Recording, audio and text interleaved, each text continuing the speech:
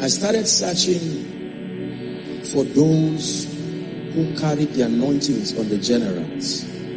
Because every time I read history, something within me just told me that there is a baton of this for you, for a generation.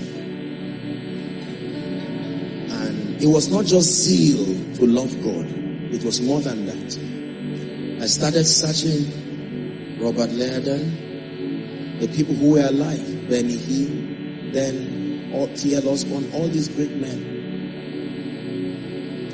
I found a few people that I made up my mind that I will have to encounter them to take these graces, because I knew that even my own life, it was not just Jesus alone that I needed to encounter.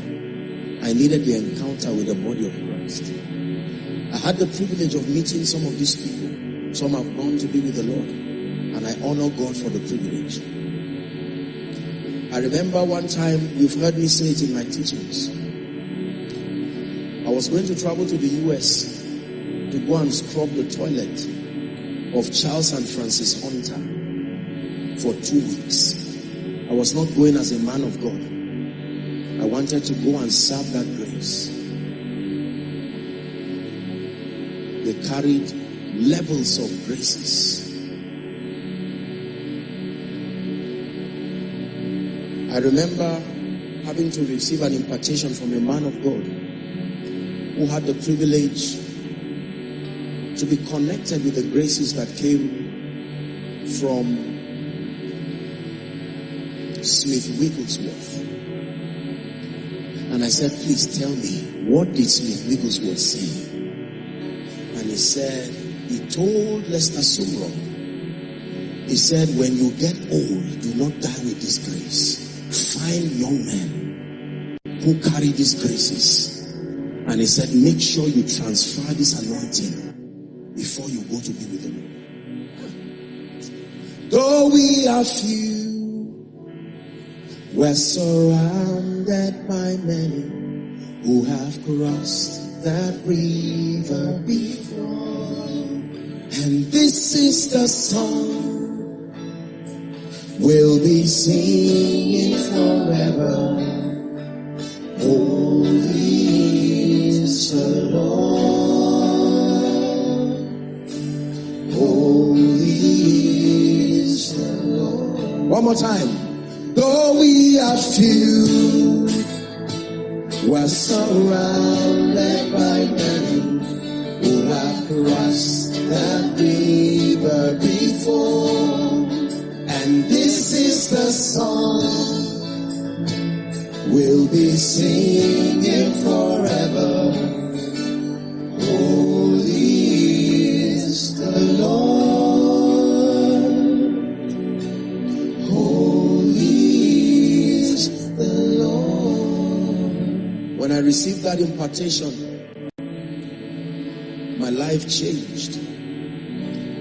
In 2004, I was in Jos, pursuing Reinhard Bonnke desperately. I saw a grace upon his life that I knew was part of the equippings for the apostolic ministry. I would never forget, it was a crowd of people in Jos. I stood for 6 hours. The first day the meeting was over, and by the second day I said, no, I can't go as a man of God. I was looking for something to do, because I know you have to serve your way as a sign of honor into real anointings. But this nonsense that people do around, that's why we don't receive anything. I stood there for 6 hours. My hunger had reached the heaven. Now, remember, I've seen Jesus. I would have said, I've seen Jesus. What is there? Reinhard Bonnke was done preaching. And as soon as he finished, he was going to take water. And suddenly my eyes opened. I saw the first manifestation of the Holy Spirit, like a bird that was bigger than this building. And I mean no exaggeration. Hovered round the crusade ground. White.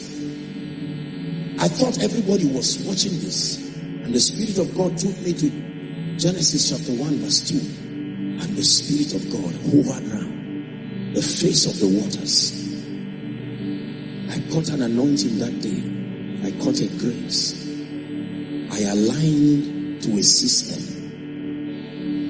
In one of the encounters I had, this man walks up to me. Now, these encounters by no means negate the authority of Scripture. Scripture is the highest dimension of prophecy. Are we together now? Yes. And he begins to talk with me and we're interacting. And it's amazing. I couldn't even get what he was saying. And at the end of it, he turned and was on his way going. And I wanted to tell him thank you. I said, sir, please, what is your name? And he kept walking. And then later he turned to me and smiled and said, Paul. And he turned and continued going. I'm a product of many anointings. I'm a product of many graces. I stand before you as one privileged by God to know and understand these things. Here's how God blesses people. And God is able to make all grace. Are we Bible students? God is able to make all grace abound towards you. That is the secret of sufficiency. All grace, not some. You can have some grace. You will encounter the grace that makes for prosperity. Add it to the grace that makes for hunger and encounter. Add it to the grace that makes for speed. Add it to the grace that makes for influence and government. And then you stand as a species of man that is strange to describe. You are a product of possibilities that are not affordable in the economy of men.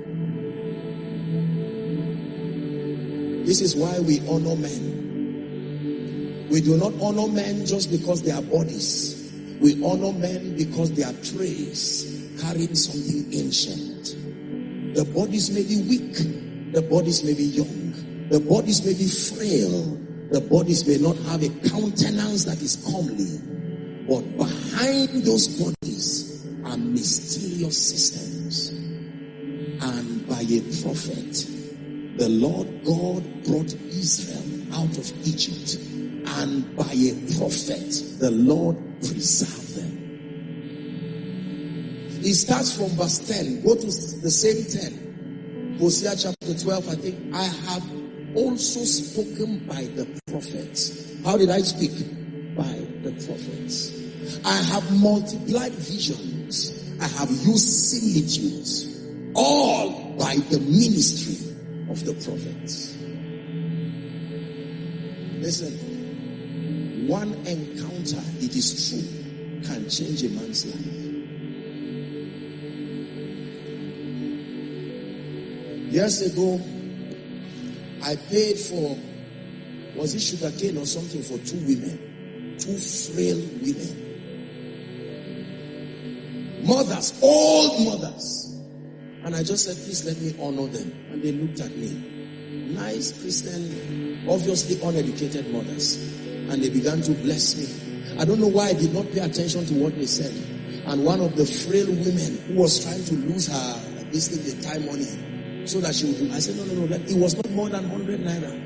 And she looked at me and said, my son, forever walk upon gold.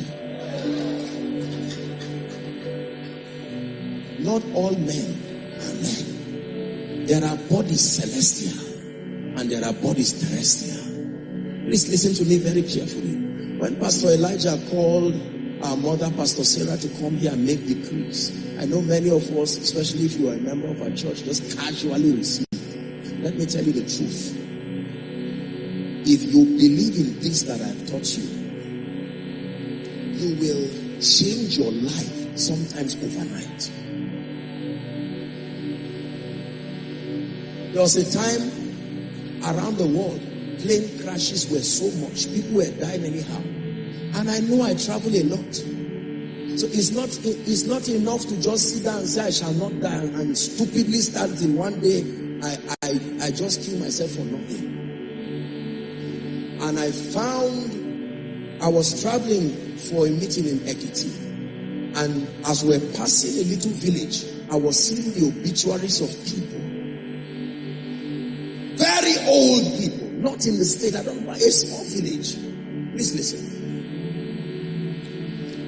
And then I saw 132. He just died. I said, in Nigeria, whenever you see prevalent patterns of possibilities, it means there is a grace within that territory. When we're done ministering, I was on my way returning back, and we told the driver stop.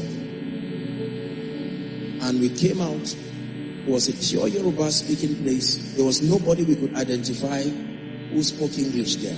I said, no way, the devil is a liar. We must find someone. Eventually, we found someone who could speak English in a limited way. And I said, I'm a man of God. We are men of God. And we have discerned the grace for long life. I saw 145 years obituary when we returned. You call 145 a mistake, you are joking. This life is too wicked to survive 145 years by luck. There must be a grace sponsoring that possibility. And then we said, where is the oldest man in this place? Just want to honor him and bless him. It was clearly a Christian area. And then they took us to an old man. Very, he didn't look so old. I'm sure he would be 120 years something too. And this man, they interpret for him and say, oh, this is a great man of God who was passing and he wanted you to pray for him. I thought the man would say, oh, break down. You see, those who carry these things know they have it. Though we are few, understand my song now. We're surrounded by men who have crossed that river before. And then the man began to pray in Yoruba, releasing the grace for long life from the depth of his heart. Honestly, I didn't hear what he was saying, and I didn't care what he was saying. That was being put on my head. When he was done, sowed a seed into his life, honored him, and I got up, I was on my way. I wanted to greet the women I had met. And then the man tapped me and said, that 132-year-old man, this is his wife standing. I said, let's go back. I tapped, I said, madam, the Bible says two of them have become one. So if your husband is dead, like Abel, he's alive in you. The woman was about 120 something years. And she was standing as if a woman of 60 something. No stick, no nothing. I tapped her, I said, madam, please pray for me. And she smiled. She said I should come. I entered a small room and I saw photos. She was the wife of his youth. They married very young, from when they could not even snap well to when they did those pictures that you dip in a dark room until the image comes. To the last few weeks, she was the only husband of his youth. I said, ma, I don't know whether to call you my grandmother or ancestor, whatever it is. Please, they've prayed for us, but the grace that kept this man, please, I discern that grace is there. The woman said, kneel down. She removed her shoes and placed two of her legs on the ground. And this woman was praying for over 15 minutes. Today, whether the plane turns like this, I sleep. Because the glory of God comes to confirm that his patterns have been kept. Having the readiness to judge all disobedience only when your obedience is complete. Listen now. Some of you here, listen to me. Your very parents are not just male and female. They are systems. They never went to school, but they use akara to build a bungalow. That's not business. That is a grace. The mama never became a billionaire, but she never begged. You never saw her beg. One day, if you are wise, you can package a seed and say, mama, this ministry doors are not opening. The highest partner I've met gave me 10,000. This is not a blessing. My destiny will not move with that kind of seed. Mama can sit down and say, my son, let me bless you. You saw me for 45 years. As my son, I never beg. Don't beg. And that's it. The heavens opens over the dimension you honor. Please hear what I'm telling you. In this kingdom, you don't receive from a colleague.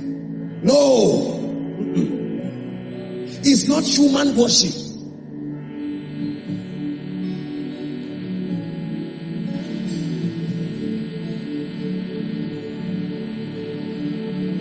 When the Lord Jesus Christ appeared to me, the light that came from him to me, he gave me an instruction in the latter years. And he said, everywhere you go to minister, there must be someone in that meeting that the light that came from me to you must come upon them. I have not failed in that assignment once. Please hear me, Abuja. This is not a Pastor Elijah meeting. This is a platform for the body of Christ to have an encounter. You are here tonight in the midst of several graces, many ancient. If you have the eyes to see, your ministry can step into a dimension. You can choose to assume and remain there. We rise in this kingdom systemically. The Lord gave me an instruction that one day he would send me to God's servant Bishop David Oyedepo. And that morning the Lord gave me an instruction. He said, this is the day. Carry the seed straight to Canaan land. I took the seed, ordered available flight. I was on my way to Lagos and to Ota. Sacrifice. But I discerned that he was not just a man of God. It was a spiritual system that represented possibilities. I went there with my heart open. And when I went there, I sowed the seed, did everything. Long story short, I came out, I was going to enter the car. And the Holy Spirit told me, come out, right there at Canaan land. He said, kneel down and place your hand on that ground. I placed my hand. He said, from today you have entered the overflow anointing. Not every man of God will share with you their testimonies like this. Please treasure what you hear. Years ago, I had a vision. In that vision, it was a gathering of pastors like this. And our father in the Lord, Papa Iya Deboe, was on stage. And he was eating. And from the crowd, he called me. He said, come. And people were angry and saying, where is this young man going to? And he came and he said, sit down, let's eat. I said, no, I was well trained. I will never do that. And he said, I told you, eat. And I began to eat with him. I got up and that vision disturbed me. And I wrote it for many years. Last year, I had the privilege of being alone in his prayer room. I said, Lord, the covenant, the dream and the vision that I had, it is time for that grace, whatever mantle. See, my brothers and my sisters, please do not ignore men. I know people have abused this thing. I know people have made merchandise of others. I know people have manipulated others. But can I tell you the truth? It is true that God uses men to bless men. It is true that God uses men to lift men. No man takes this honor of himself.